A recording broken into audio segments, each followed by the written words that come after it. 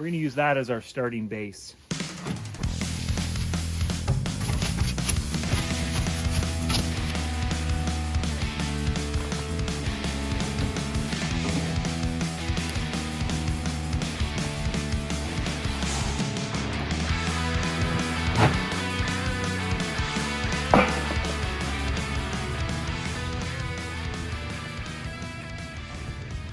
Hi, I'm Mike, and you might be wondering what this seemingly random collection of pieces is for. Or maybe you've dipped wax billets before and you know exactly what all these things are. This is instrument quality beaded paraffin wax. This is not the kind of wax that you get at your local hardware store. This is specifically for instrument billets. Our bead size is important because it's going to determine the chip size we use in our burner. This is a pretty fine wax, so we can use fairly hot burning chip.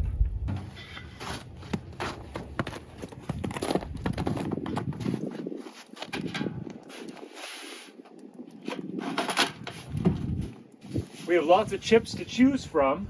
We have cedar, birch, fir, spruce. It's a little bit hard to see the layers because we intentionally keep it dark in here.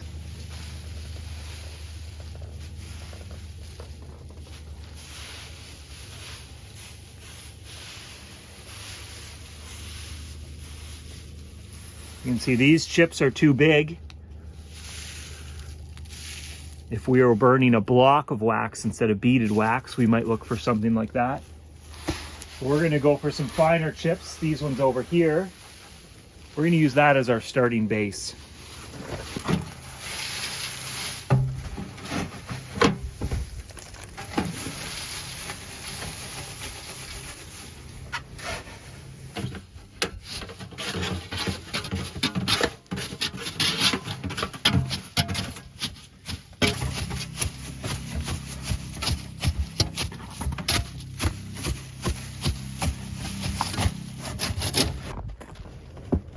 So the key to a good burn depends a lot on the size of the hole in the center of your chip there. The bigger the hole, the more airflow you're going to get, and the hotter it's going to burn. The smaller the hole, and the slower the airflow, and it burns cooler. And unfortunately, a stove like this doesn't really light without some sort of accelerant. Today we're going to be using some 91.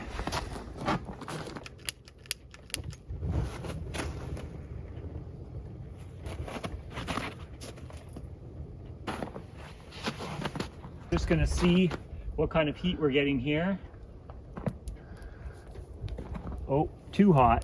Just through the outside of our bin here. 245, whoa, 300 Fahrenheit. So that's a little nod to our US viewers there. Those of you in Canada are used to making the conversion yourselves, so I won't do it for you. And now we put our hood over.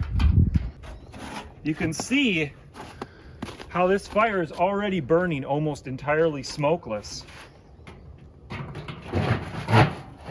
It's one of the great advantages to melting wax this way, because we're going to be working within pretty close proximity when we dip our billets.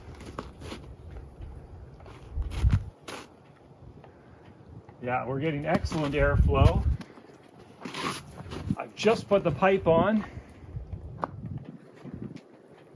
We're already up to 100, 133 degrees, 137. We're quickly coming up to temperature here. So a couple things we're looking for when we're melting the wax is we're not just looking at the wax and seeing if it's visually melting. We're also listening to the little bit of a crackle. You don't want a boil, but you want to hear a hiss and a crackle, and you want to smell the wax too.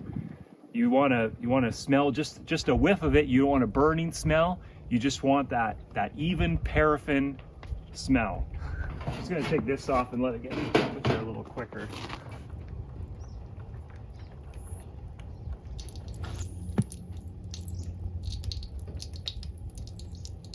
This is where I'm using my ocular senses and determining that the crackling is probably getting me up into the 300 Fahrenheit temperature.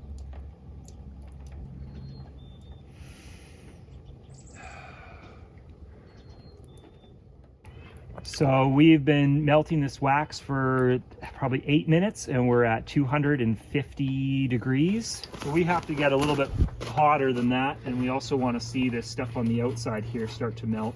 I wanted to talk about the history of this stove a little bit. What we used to use is a tiger torch underneath this pan. Tiger torch had a lot of centralized heat in the center. It was really hard to get the outside wax melting. And when we dipped our larger billets, it was tough to get a consistent melt across the breadth of the billet. This actually produces a tremendous amount of heat, this sawdust stove. One of the things that's allowed us to bring the temperature of the wax up faster so we can get the billets in the wax quicker, but also consistently add more wax and keep melting it and keep dipping billets. This has brought our productivity way up.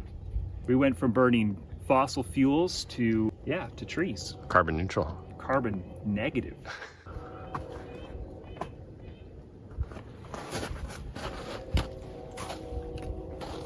So our flue temperature right now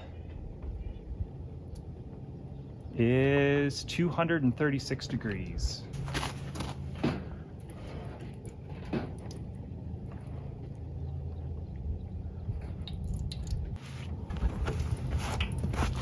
Make sure my ends are clean. And what we're looking for is, as soon as the billet touches the wax, we want to see some crackling and some fizzing. That's exactly what we want. We want a little bit of a hiss. That is awesome. So if the wax is too cold, we'll see a white color. You'll see more of this, but this is perfect right here. This is a good dip. This billet is going to last for a long time. There's a good hiss. So on our sapwood on the back there, I'm going to let that sapwood touch the bottom of the pan to bring the heat up. Let's take a look what we got. That's terrific. It's a little bit milky here. It's not ideal, but it's pretty consistent across. And that is a cello billet. Ready to sit for the next 10 years. Until it's old enough for somebody to buy it. So this is what it looks like under the cover. As you can see, it's not burning rapidly. It's actually just a very slow, steady burn that produces an incredible amount of heat. Dipping these billets always reminds me of Thanksgiving. Except there's no turkey and no stuffing, and your relatives aren't there to watch. And waxing these instrument billets is a lot like going to a spa and getting a good wax. Take a look at what our temperature is on our pan now. So we're at 514 Fahrenheit. And that's about consistently what we've been dipping our billets at. So it's a pretty even temperature. And we'll take a look. We've been dipping billets for about 15 minutes now. And as you can see, we haven't even used noticeably any of our chips. So I've been finding that consistently we get close to a 3-hour runtime out of a completely filled canister of wood shavings. So we're pretty happy with how it runs and the amount of time we get out of it. And the emissions, there's almost no emissions. Yeah. It's pretty amazing. So we can stand right here and we pretty much have no smoke coming out at all. And if you're worried about our loader back here, we've recently fireproofed it, so we're not too worried about how close our stove is to it.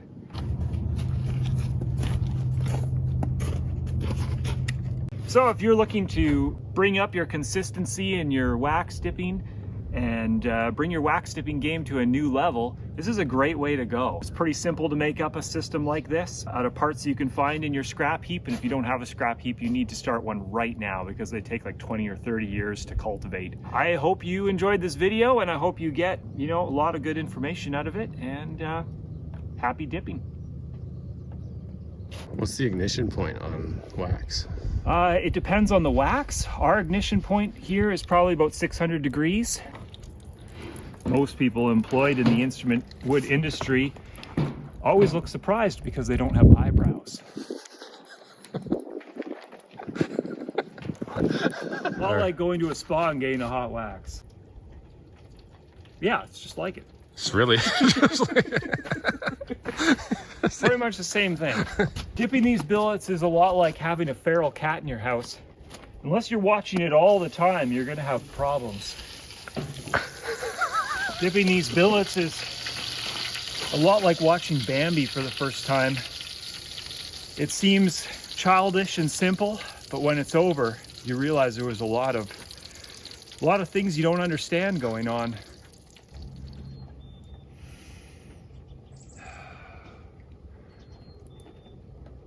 Now I have a raging headache.